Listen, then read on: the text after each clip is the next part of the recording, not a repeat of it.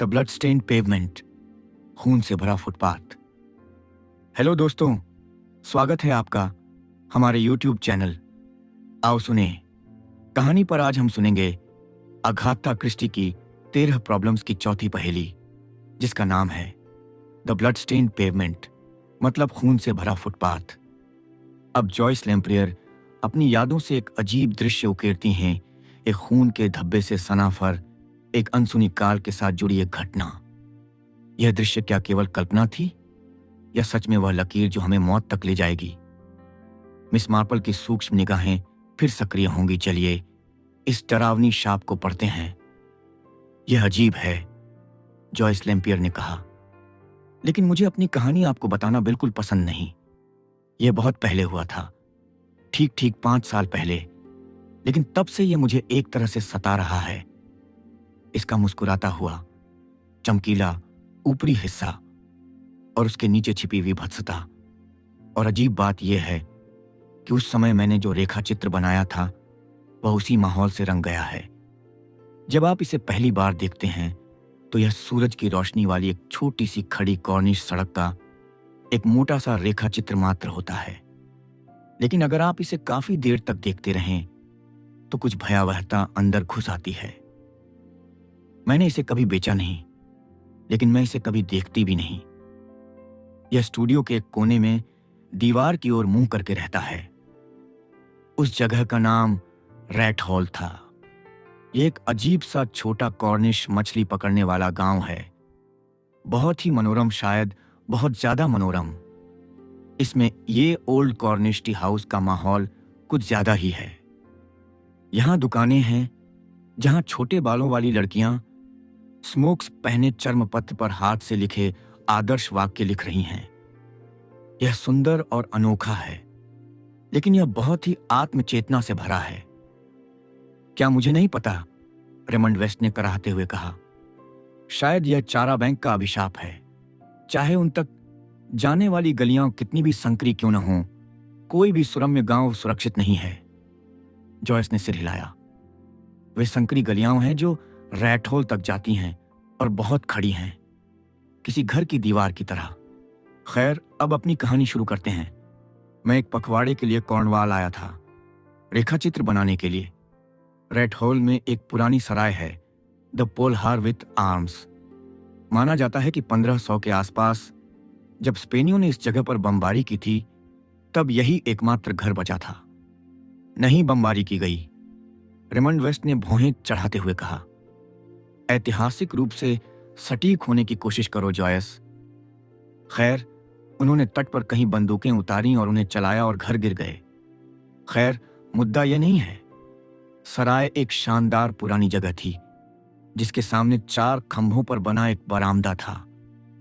मुझे एक बहुत अच्छी जगह मिली और मैं काम करने के लिए बस बैठ ही रहा था कि तभी एक कार पहाड़ी से रेंगती और मुड़ती हुई नीचे आई। बेशक वह सराय से पहले ही रुक जाती, ठीक वहीं जहां मेरे लिए सबसे अजीब था। लोग बाहर निकले, एक आदमी और एक औरत। मैंने उन पर खास ध्यान नहीं दिया। उसने एक तरह की बैंगनी रंग की लिनेन की पोशाक और बैंगनी रंग की टोपी पहन रखी थी। तभी वह आदमी फिर बाहर आया और मेरे बहुत आभारी होकर कार को घाट तक ले गया और वहीं छोड़ दिया। वह मेरे पास से सराय की ओर टहलता हुआ वापस चला गया। ठीक उसी समय एक और भयानक कार तेजी से नीचे आई और उसमें से एक महिला उतरी। उसने सबसे चमकदार चिंचस ड्रेस पहनी हुई थी जो मैंने अब तक देखी है। लाल रंग के पॉइंसेटिया, मुझे लगता है वे थे, और उसने उन बड़ी देशी पुआल टोपियों में से एक पहनी हुई थी। क्यूबाई है ना, बहुत ही चमकीले लाल रंग की। यह महिला सराय के सामने नहीं रुकी, बल्कि कार को सड़क पर आगे दूसरी सराय की ओर ले गई। फिर वह बाहर निकली और उसे देखकर आदमी ने आश्चर्य से चिल्लाया, कैरोल! वह चिल्लाया, यह सब अद्भुत है। इस दूर दराज की जगह पर तुमसे मिलकर अच्छा लगा। मैंने तुम्हें सालों से नहीं देखा। नमस्ते, मार्गरी है मेरी पत्नी। तुम्हें पता है, तुम्हें उससे जरूर मिलना चाहिए। वे सड़क पर साथ साथ सराय की ओर गए और मैंने देखा कि दूसरी महिला अभी अभी दरवाजे से बाहर आई थी और उनकी ओर नीचे आ रही थी। मैंने कैरोल नाम की उस महिला की बस एक झलक देखी थी जब वह मेरे पास से गुजरी थी। बस इतना ही कि उसकी सफेद पाउडर लगी ठुड्डी और लाल रंग का धधकता मुंह दिखाई दे रहा था। और मैं सोच रहा था, बस सोच रहा था, क्या मार्गरी उससे मिलकर बहुत खुश होगी। मैंने मार्गरी को पास से तो नहीं देखा था, लेकिन दूर से वो बेढंगी और बहुत ही सलीकेदार लग रही थी। खैर, जाहिर है ये मेरा कोई काम नहीं था, लेकिन कभी कभी जिंदगी की कुछ अजीब सी झलकियां मिलती हैं और आप उनके बारे में अटकलें लगाने से खुद को नहीं रोक पाते।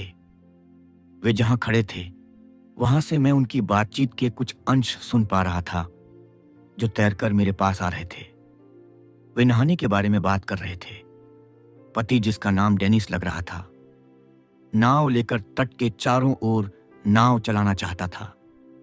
उसने बताया कि वहां लगभग 1 मील दूर एक प्रसिद्ध गुफा है जो देखने लायक है।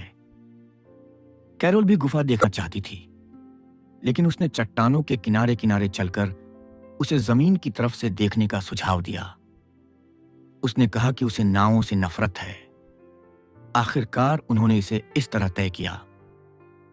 कैरोल को चट्टान के रास्ते चलकर गुफा में उनसे मिलना था और डेनिस और मार्गरी नाव लेकर नाव चलाकर नाव चलाएंगे। उन्हें नहाने के बारे में बात करते सुनकर मुझे भी नहाने का मन हुआ। सुबह बहुत गर्मी थी और मैं कोई खास काम नहीं कर पा रहा था। साथ ही मुझे लगा कि दोपहर की धूप कहीं ज्यादा आकर्षक लगेगी, तो मैंने अपना सामान समेटा और एक छोटे से समुद्र तट पर चला गया जिसे मैं जानता था। यह गुफा से बिल्कुल विपरीत दिशा में था और यह मेरी एक खोज थी। मैंने वहां खूब मस्ती की और एक डिब्बाबंद जीप और 2 टमाटर खाए और दोपहर में अपने स्केच पर काम शुरू करने के लिए आत्मविश्वास और उत्साह से भरा हुआ वापस आया। पूरा रैट हॉल सोता हुआ लग रहा था। दोपहर की धूप के बारे में मैं सही था। परछाइयां कहीं ज्यादा बता रही थीं। पोलहार विथ आर्म्स मेरे स्केच का मुख्य आकर्षण था। सूरज की एक किरण तिरछी होकर नीचे आई और उसके सामने जमीन पर पड़ी, जिसका एक अजीब सा प्रभाव पड़ा। मुझे लगा कि नहाने वाला समूह सुरक्षित लौट आया है, क्योंकि 2 नहाने के कपड़े, एक लाल और एक गहरे नीले रंग का, बालकनी से धूप में सूख रहे थे। मेरे स्केच के एक कोने में कुछ गड़बड़ हो गई थी और मैं उसे ठीक करने के लिए कुछ पल उस पर झुका रहा। जब मैंने फिर ऊपर देखा तो पोलहार विथ आर्म्स के एक खंभे पर एक आकृति टिकी हुई थी जो मानो जादू से वहां प्रकट हुई हो। उसने समुद्री पोशाक पहनी हुई थी और शायद कोई मछुआरा था, लेकिन उसकी लंबी काली दाढ़ी थी। और अगर मैं किसी दुष्ट स्पेनिश कप्तान का आदर्श ढूंढ रहा होता तो मैं उससे बेहतर किसी की कल्पना भी नहीं कर सकता था। मैं उसके हटने से पहले ही तेजी से काम पर लग गया। हालांकि उसके हाव भाव से ऐसा लग रहा था मानो वह अनंत काल तक खंभों को थामे रखने के लिए पूरी तरह तैयार हो। हालांकि वह हिला, लेकिन सौभाग्य से तब तक नहीं जब तक मुझे वह नहीं मिल गया जो मैं चाहता था। वह मेरे पास आया और बातें करने लगा। ओह, वह आदमी कैसे बातें करता था। रैट होल, उसने कहा, एक बहुत ही दिलचस्प जगह थी। मुझे यह पहले से ही पता था, लेकिन हालांकि मैंने ऐसा कहा था, फिर भी मैं बच नहीं पाया। मेरे पास गांव पर हुई गोलाबारी, मेरा मतलब है विनाश का पूरा इतिहास था और कैसे पोलहार विथ आर्म्स का जमींदार आखिरी आदमी मारा गया था।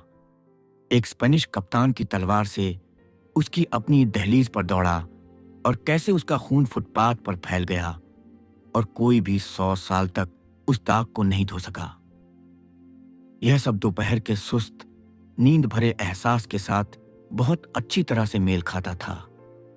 उस आदमी की आवाज बहुत मधुर थी और साथ ही साथ उसमें कुछ भयावहता की एक अंतर्निहित भावना थी।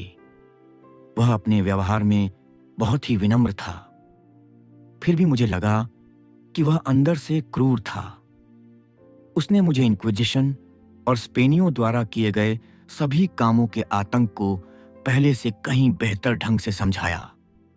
जब तक वह मुझसे बात कर रहा था मैं चित्र बनाता रहा और अचानक मुझे एहसास हुआ कि उसकी कहानी सुनने के उत्साह में मैंने कुछ ऐसा चित्रित कर दिया था जो वहां था ही नहीं। फुटपाथ के उस सफेद वर्ग पर, जहां पॉल हार्विथ आर्म्स के दरवाजे के सामने सूरज ढलता था, मैंने खून के धब्बे चित्रित कर दिए थे। यह अजीब लग रहा था कि मन हाथ के साथ ऐसी चालें खेल सकता है। लेकिन जैसे ही मैंने फिर से सराय की तरफ देखा, मुझे दूसरा झटका लगा। मेरे हाथ ने बस वही चित्रित किया था जो मेरी आंखों ने देखा था। सफेद फुटपाथ पर खून की बूंदें।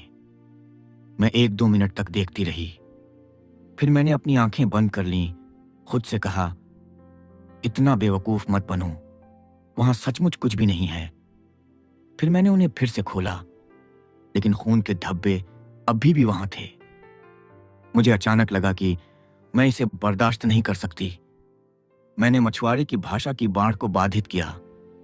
मुझे बताओ, मैंने कहा, मेरी नजर बहुत अच्छी नहीं है। क्या वहां उस फुटपाथ पर खून के धब्बे हैं? उसने मुझे स्नेह और दयालुता से देखा। आजकल कोई खून के धब्बे नहीं महिला।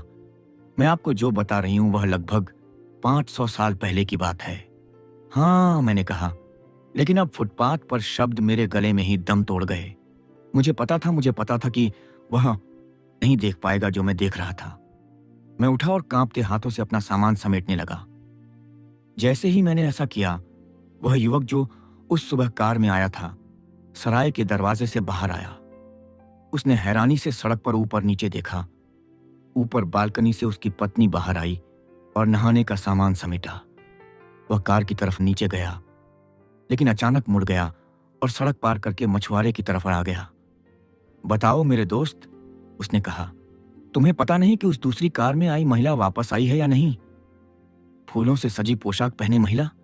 नहीं साहब, मैंने उसे नहीं देखा। वह आज सुबह चट्टान के किनारे गुफा की ओर गई थी। मुझे पता है। हम सब वहां साथ नहाए थे और फिर वह हमें छोड़कर घर चली गई और तब से मैंने उसे नहीं देखा। उसे इतना समय तो नहीं लगा होगा। यहां की चट्टानें खतरनाक नहीं है ना?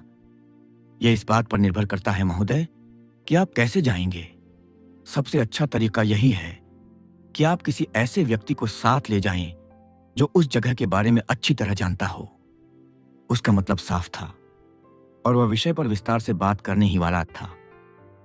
लेकिन उस युवक ने बेरुखी से उसकी बात बीच में ही रोक दी और बालकनी में अपनी पत्नी को पुकारते हुए सराय की ओर भाग गया। मैं कहता हूं, मार्गरी, कैरोल अभी तक वापस नहीं आई है। अजीब है ना? मैंने मार्गरी का जवाब नहीं सुना, लेकिन उसका पति बोलता रहा, ठीक है, हम अब और इंतजार नहीं कर सकते। हमें पेनरिथर जाना है। क्या तुम तैयार हो? मैं गाड़ी मोड़ देता हूं। उसने जैसा कहा था वैसा ही किया और कुछ ही देर में वे दोनों साथ साथ चल पड़े। इस बीच मैं जानबूझकर खुद को यह साबित करने की कोशिश कर रहा था कि मेरी कल्पनाएं कितनी बेतुकी थीं। जब गाड़ी चली गई तो मैं सराय में गया और फुटपाथ को गौर से देखा। बेशक वहां खून के धब्बे नहीं थे। नहीं, यह शुरू से ही मेरी विकृत कल्पना का नतीजा था। फिर भी किसी तरह यह बात और भी भयावह लग रही थी। जब मैं वहां खड़ा था तभी मुझे मछुआरे की आवाज सुनाई दी। वह मुझे उत्सुकता से देख रहा था। तुम्हें लगा कि तुमने यहां खून के धब्बे देखे हैं, है ना महिला? मैंने सिर हिलाया। यह बहुत अजीब है। हमारे यहां एक अंधविश्वास है महिला। अगर किसी ने उन खून के धब्बों को देखा। वह रुका। अच्छा, मैंने कहा। वह अपनी धीमी आवाज में बोलता रहा।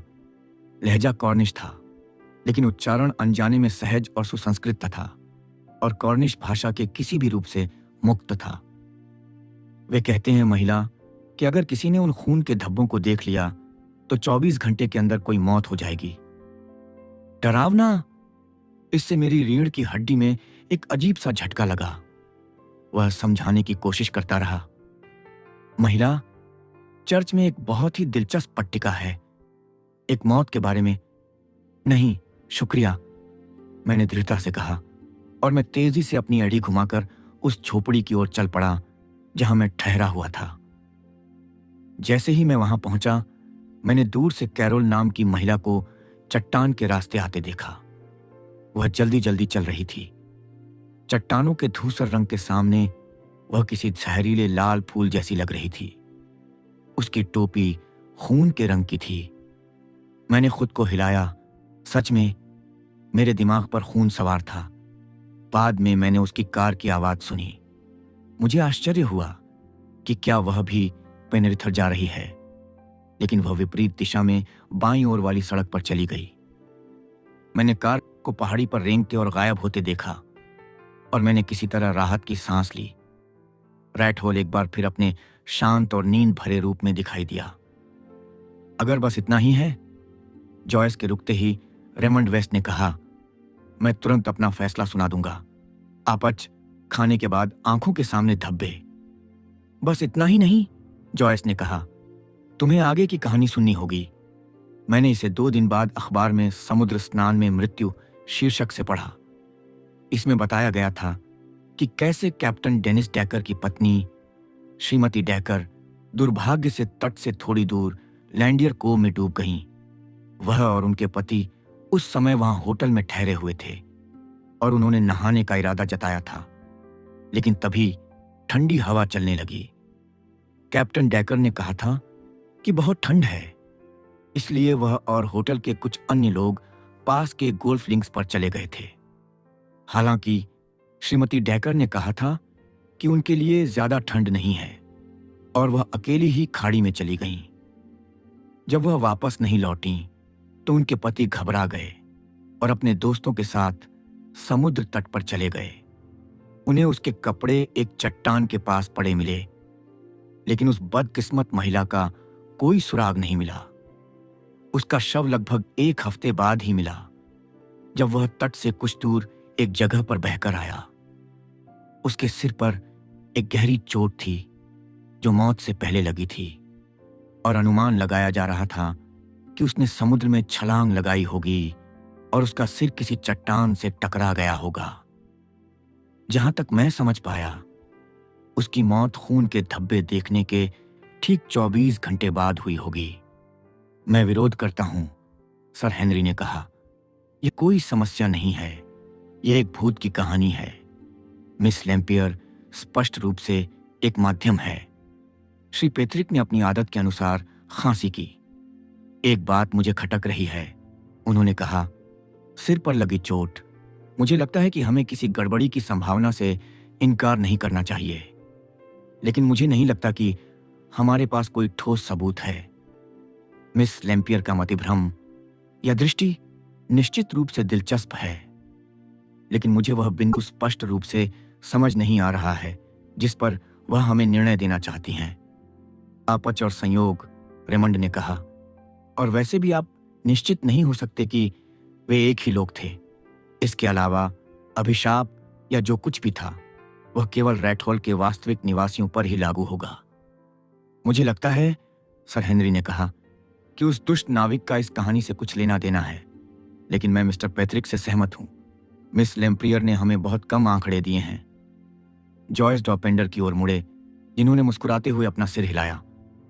यह एक बहुत ही दिलचस्प कहानी है, उन्होंने कहा, लेकिन मुझे डर है कि मैं सर हेनरी और मिस्टर पैट्रिक से सहमत हूं कि इस पर बहुत कम आंकड़े हैं। जॉयस ने फिर उत्सुकता से मिस मार्पल की ओर देखा, जिन्होंने भी उन्हें देखकर मुस्कुरा दिया। मुझे भी लगता है कि तुम थोड़ी नाइंसाफी कर रही हो, जॉयस प्यारी, उन्होंने कहा। जाहिर है मेरे लिए यह अलग है। मेरा मतलब है, हम औरतें होने के नाते कपड़ों वाली बात समझती हैं। मुझे नहीं लगता कि किसी पुरुष के सामने यह सवाल रखना उचित है। इसका मतलब होगा बहुत तेजी से बदलाव। कितनी दुष्ट औरत, और उससे भी ज्यादा दुष्ट पुरुष। जॉयस ने उसे घूर कर देखा। आंटी जेन, उसने कहा। मिस मार्पल, मेरा मतलब है, मुझे यकीन है, मुझे सच में यकीन है कि आप सच जानती हैं। अच्छा प्यारी, मिस मार्पल ने कहा, मेरे लिए यहां चुपचाप बैठना आपके मुकाबले कहीं ज्यादा आसान है, और एक कलाकार होने के नाते आप माहौल के प्रति इतनी संवेदनशील होती हैं, है ना? यहां बुनाई के साथ बैठकर आप सिर्फ सच्चाई देखते हैं। ऊपर लटके हुए स्विम सूट से फुटपाथ पर खून के धब्बे गिरे थे, और लाल स्विम सूट होने के कारण जाहिर है अपराधियों को खुद भी एहसास नहीं हुआ कि वह खून से सना हुआ है। बेचारी बेचारी जवान लड़की। माफ कीजिए मिस मार्पल, सर हेनरी ने कहा, लेकिन आप जानती हैं कि मैं अभी भी पूरी तरह से अंधेरे में हूं। आप और मिस लैम्पियर जानती हैं कि आप किस बारे में बात कर रही हैं, लेकिन हम पुरुष अभी भी घोर अंधेरे में हैं। मैं आपको कहानी का अंत अभी बताती हूं, जॉयस ने कहा। यह 1 साल बाद की बात है। मैं पूर्वी तट के एक छोटे से समुद्र तटीय रिसोर्ट में था और मैं रेखा चित्र बना रहा था। तभी अचानक मुझे वह अजीब सा एहसास हुआ जो किसी को पहले भी हुआ हो। मेरे सामने फुटपाथ पर 2 लोग, एक पुरुष और एक महिला, खड़े थे और वे एक तीसरे व्यक्ति का अभिवादन कर रहे थे। एक महिला जो लाल रंग की पॉइंसेटिया चिंट्स ड्रेस पहने हुए थी। कैरोल, वाह, यह तो कमाल की बात है। इतने सालों बाद तुमसे मिलकर खुशी हुई। तुम मेरी पत्नी को नहीं जानती? जोन, ये मेरी एक पुरानी दोस्त हैं, मिस हार्डिंग। मैंने उस आदमी को तुरंत पहचान लिया। यह वही डेनिस था जिसे मैंने रेथ हॉल में देखा था। पत्नी अलग थी, यानी वह मार्गरी की बजाय जोन थी, लेकिन वह उसी तरह की थी, जवान और थोड़ी बेढंगी और बहुत ही साधारण। मुझे एक पल के लिए लगा कि मैं पागल हो जाऊंगा। वे नहाने जाने की बात करने लगे। मैं आपको बताऊंगी कि मैंने क्या किया। मैं सीधे पुलिस स्टेशन पहुंच गया। मुझे लगा कि वे शायद सोचेंगे कि मैं पागल हो गया हूं, लेकिन मुझे परवाह नहीं थी। और जैसा हुआ, सब कुछ बिल्कुल ठीक था। स्कॉटलैंड यार्ड का एक आदमी वहां था और वह इसी काम के लिए आया था। ऐसा लगता है, ओह, यह बात करना भी भयानक है कि पुलिस को डेनिस डेकर पर शक हो गया था। यह उसका असली नाम नहीं था। उसने अलग अलग मौकों पर अलग अलग नाम रखे। वह लड़कियों से परिचित हुआ, आमतौर पर बिना ज्यादा रिश्तेदारों या दोस्तों वाली शांत, अनजानी लड़कियों से। उसने उनसे शादी की और उनके जीवन का बीमा बड़ी रकम में करवाया। और फिर ओह, यह भयानक है, कैरोल नाम की महिला उसकी असली पत्नी थी और वे हमेशा एक ही योजना को अंजाम देते थे। इसी तरह वे उसे पकड़ने आए। बीमा कंपनियों को शक हो गया। वह अपनी नई पत्नी के साथ किसी शांत समुद्र तट पर आता, फिर दूसरी महिला आ जाती और वे सब साथ नहाने जाते। फिर पत्नी की हत्या हो जाती और कैरोल अपने कपड़े पहनकर उसके साथ नाव में वापस चली जाती। फिर वे कथित कैरोल के बारे में पूछताछ करने के बाद जहां कहीं भी हों वहां से निकल जाते और गांव के बाहर पहुंचकर कैरोल जल्दी से अपने भड़कीले कपड़े और चटकीला मेकअप पहनकर वापस अपनी कार में बैठ जाती। वे पता लगाते कि धारा किस तरफ बह रही है और उस तरफ तट के किनारे अगले स्नान स्थल पर कथित मौत हो जाती। कैरोल पत्नी का किरदार निभाती और किसी सुनसान समुद्र तट पर जाकर पत्नी के कपड़े वहीं एक चट्टान के पास छोड़ देती और अपनी फूलदार चिंटस पोशाक पहनकर चुपचाप अपने पति के वापस आने तक इंतजार करती। मुझे लगता है जब उन्होंने बेचारी मार्गरी को मारा होगा तो कुछ खून कैरोल के स्विमिंग सूट पर भी गिरा होगा और लाल होने के कारण, जैसा कि मिस मार्पल कहती हैं, उन्होंने इस पर ध्यान नहीं दिया होगा। लेकिन जब उन्होंने इसे बालकनी पर लटकाया तो यह टपकने लगा। उफ! वह सिहर उठी। मैं इसे अभी भी देख सकती हूं। जरूर, सर हेनरी ने कहा, मुझे अब अच्छी तरह याद है। डेविस उस आदमी का असली नाम था। मेरी याददाश्त से यह बात लगभग गायब हो गई थी कि उसके कई उपनामों में से एक का नाम डेकर था। वे एक असाधारण रूप से चालाक जोड़ी थे। मुझे हमेशा यह बात बहुत आश्चर्यजनक लगती थी कि किसी ने भी उनकी पहचान में हुए बदलाव को नहीं देखा। मुझे लगता है, जैसा कि मिस मार्पल कहती हैं, चेहरों की तुलना में कपड़ों की पहचान ज्यादा आसानी से होती है। लेकिन यह एक बहुत ही चालाकी भरी चाल थी, क्योंकि हालांकि हमें डेविस पर शक था, लेकिन उस तक अपराध पहुंचाना आसान नहीं था, क्योंकि उसके पास हमेशा एक बेदाग बहाना होता था। आंटी जेन, रेमंड ने उत्सुकता से उनकी ओर देखते हुए कहा, आप यह कैसे कर लेती हैं?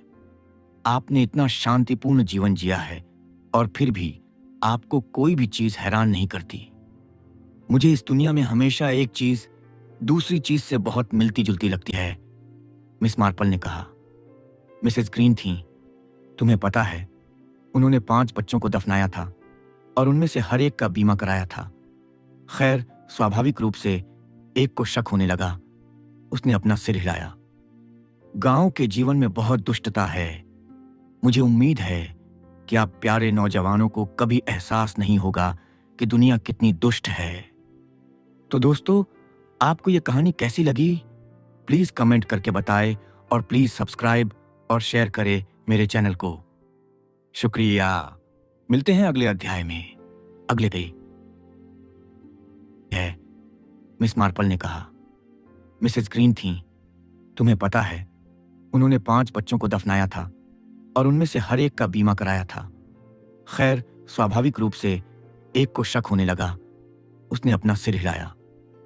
गांव के जीवन में बहुत दुष्टता है। मुझे उम्मीद है कि आप प्यारे नौजवानों को कभी एहसास नहीं होगा कि दुनिया कितनी दुष्ट है। तो दोस्तों, आपको ये कहानी कैसी लगी? प्लीज कमेंट करके बताएं और प्लीज सब्सक्राइब और शेयर करें मेरे चैनल को।